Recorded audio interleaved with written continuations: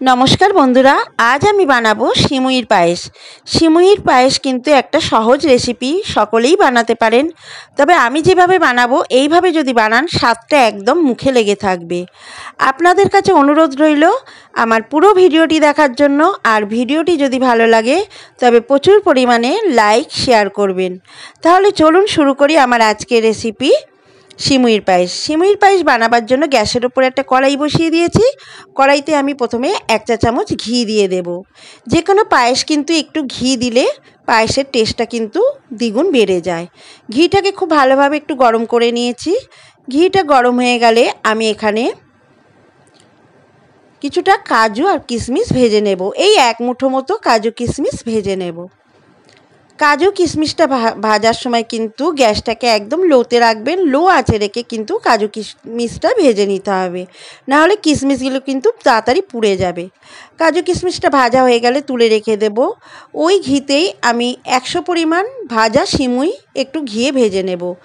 बाजारेर भाजा सिमुईगुलो जोदि एकटु घीते आबार बाड़ीते भेजे निये पायेसटा रान्ना करा हय, पायेसेर स्वाद किन्तु द्विगुण बेड़े जाय।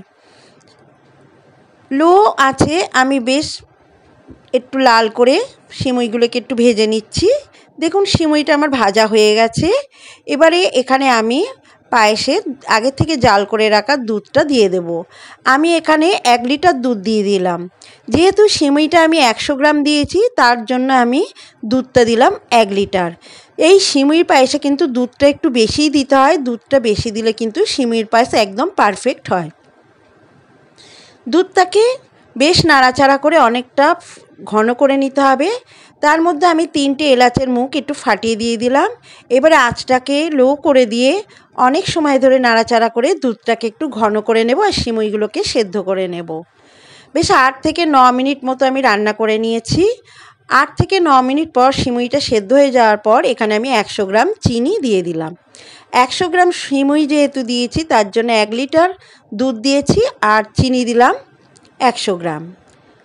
দিয়ে একদম চিনিটা যখন একদম মেল্ট হয়ে যাবে তখন ভেজে রাখা কিশমিশগুলো দিয়ে দিতে হবে। দিয়ে আবার একটু নাড়াচাড়া করে 2 মিনিট রান্না করে নিতে হবে। রান্না করে নিলেই কিন্তু একদম রেডি হয়ে যাবে সিমুইর পায়েস। একটু পাতলা পাতলা থেকেই কিন্তু নামাতে হবে।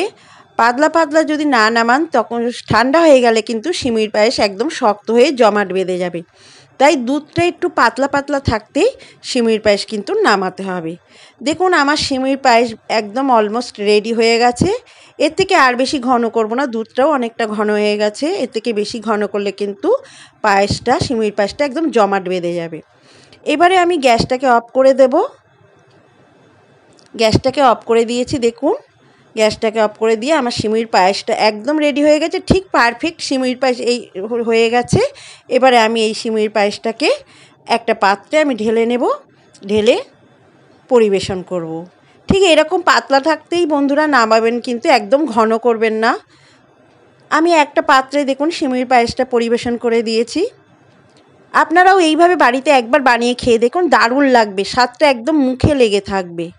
আমার আজকের এই সিমুই পায়েসের রেসিপি যদি ভালো লাগে তো অবশ্যই একটি লাইক করবেন আর আমার চ্যানেলটিকে সাবস্ক্রাইব করে আমার পাশে থাকার অনুরোধ রইল।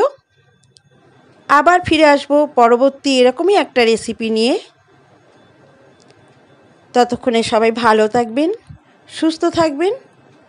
আর আমার ভিডিওটি এতক্ষণ ধরে দেখার জন্য সবাইকে অসংখ্য ধন্যবাদ।